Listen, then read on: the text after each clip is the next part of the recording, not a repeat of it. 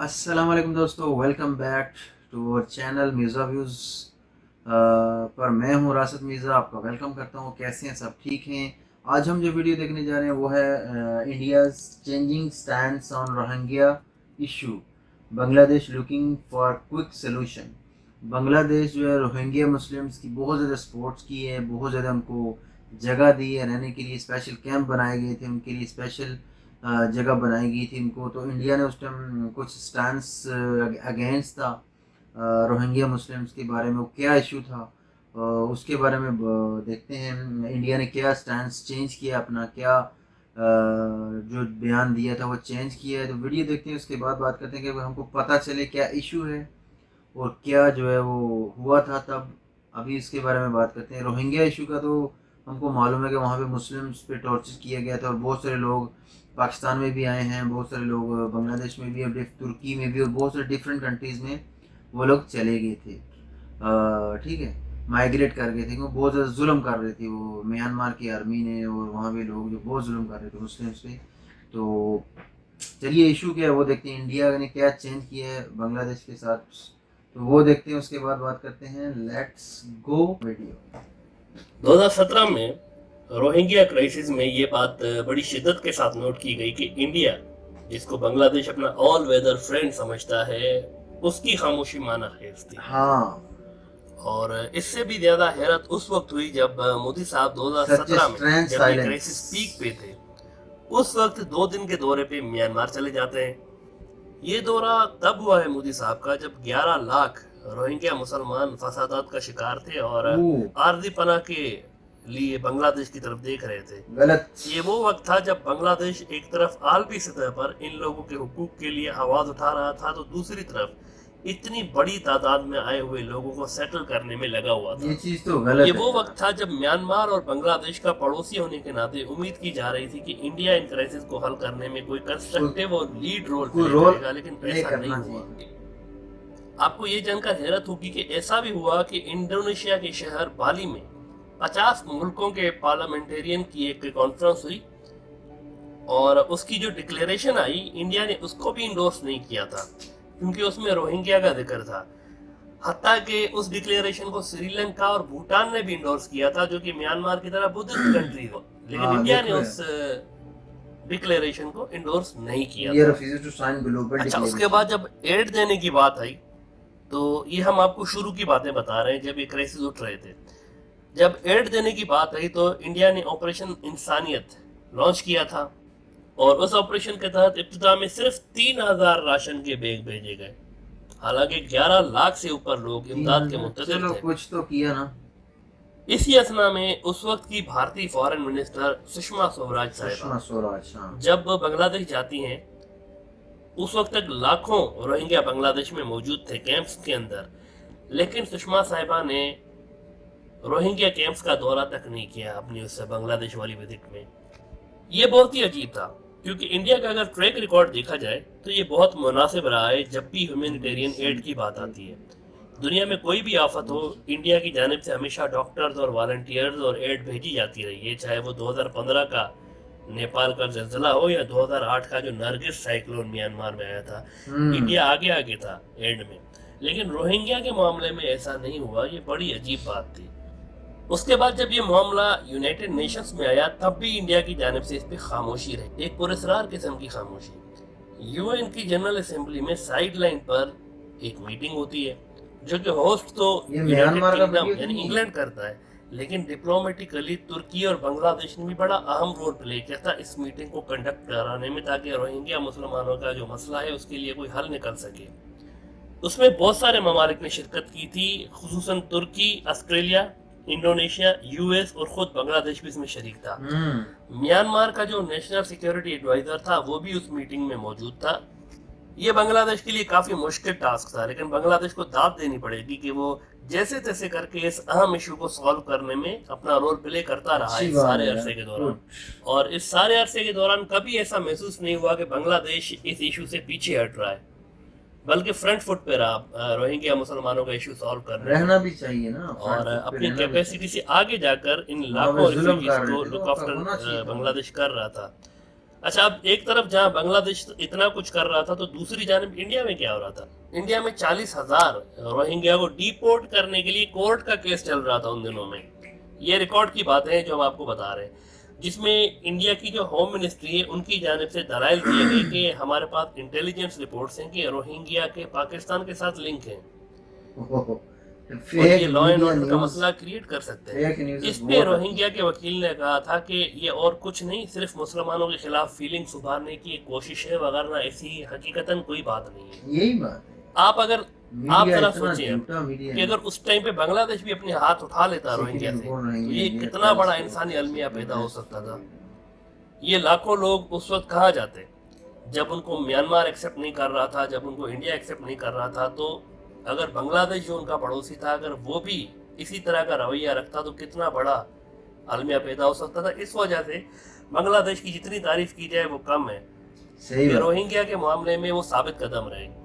लेकिन Rohingya support Bangladesh अब एक ट्विस्ट आया हुआ है इस कहानी में। जब से बांग्लादेश और चीन के रिलेशंस मुस्तहकम और गहरे होना शुरू हुए हैं और बांग्लादेश को चाइना के जो ओपोर प्रोजेक्ट है, वन बेल्ट वन रोड, उसका बांग्लादेश को एक अहम मुल्क माना जा रहा है। ऐसे में इंडिया का मौकिफ इस मामले में तब्दील होता हुआ दिख रहा है और बांग्लादेश को इंडिया की जानिब से अब कई बार ये यकीन दहानी कराई गई है कि रोहिंग्या मामले में इंडिया बांग्लादेश की हेल्प करेगा।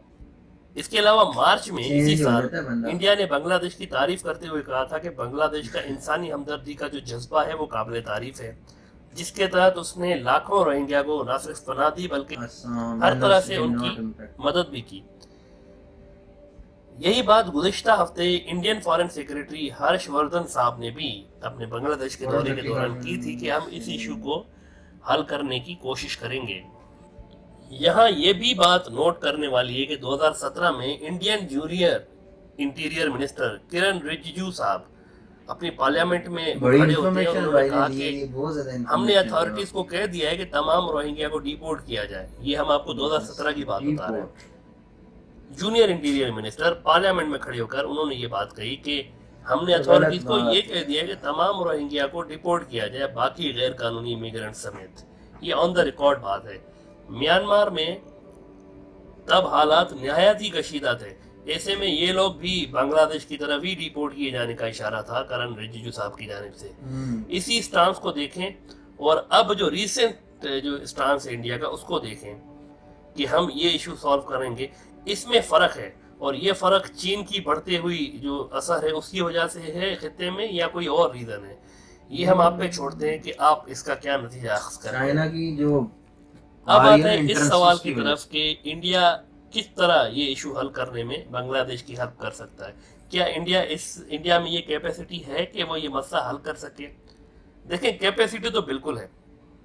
अगर कुछ चीज़ें हैं जो इंडिया अगर कर ले तो ये मसला हल करने की बड़ी हेल्प हो जाएगी बांग्लादेश के लिए। एक तो उसको बांग्लादेश की जो ह्यूमैनिटेरियन एड, यानी जो इंसानी हमदर्दी की बुनियाद पर एड है रोहिंग्या मुसलमानों की, वो करनी पड़ेगी।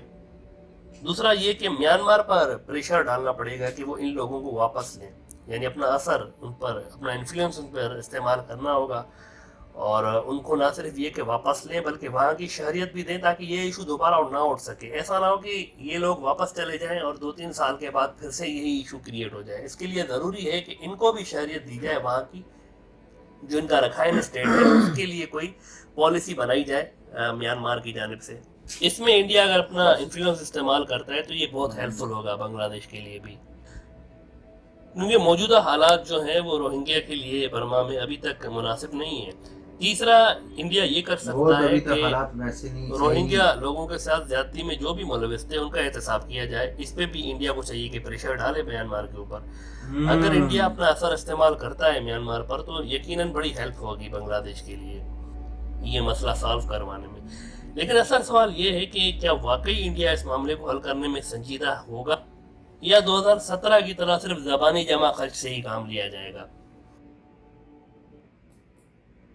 ओके जी, वीडियो हो गया ख़त्म। देखते हैं जी, इंडिया ने अभी थोड़ा सा कुछ चेंजेस किए हैं। पहले उन्होंने बोला था कि हम डिपोर्टेशन का काम चल रहा था कि हम लोग डिपोर्ट करेंगे, और जो कि ऑन रिकॉर्ड भाई ने बताया है कि वो स्टेटमेंट्स हैं, सारा कुछ उन्होंने शेयर किया हुआ है वीडियो में, आपने देखा होगा।